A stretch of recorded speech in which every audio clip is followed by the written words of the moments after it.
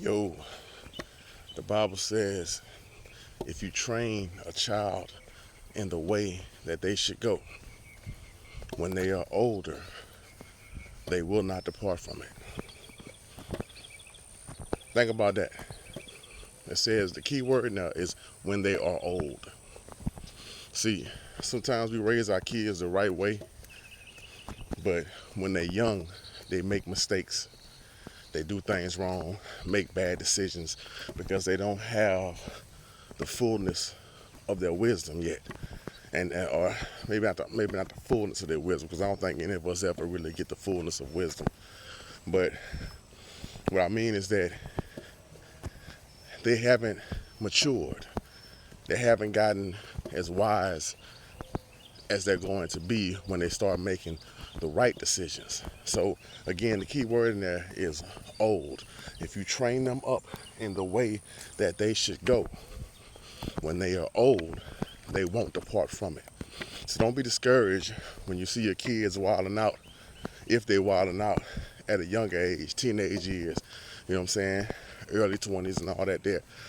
They should get to a certain age where they start making the right decisions if you train them up in the way that they should go. You ever wonder why so many preachers have kids that cut up the most? I don't know if y'all ever noticed that, but I know like when I was growing up in school and stuff, we knew the ones who were children of preachers, they were always the worst ones. And the reason why that normally happens is because those preachers spend more time with God than they do raising their family. And the Bible teaches us that that's not the correct way to raise your children. The Bible actually says that if a man can't properly run his house, he has no business running the church. So anybody who's a preacher and their house is out of order, they should step down. That's not what I'm saying. That's what the words say.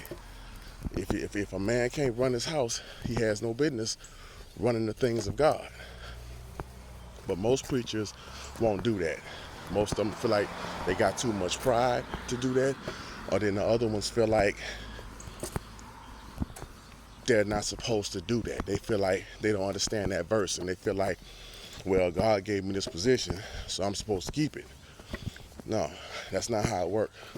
You may be called to be a pastor, but you may not be qualified to do it.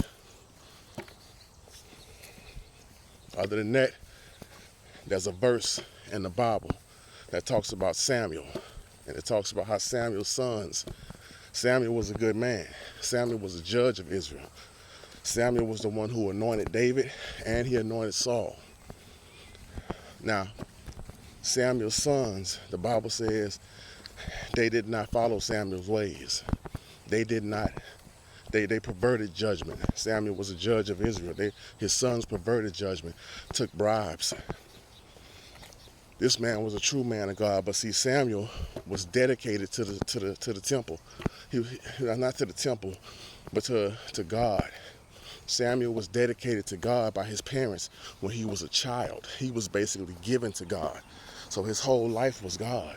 So when he started having kids, it's kind of easy to see that Samuel probably was more focused on God than he was on his kids, and didn't have the time to actually raise them correctly. That's all I got, y'all. Any questions, comments, hit me up.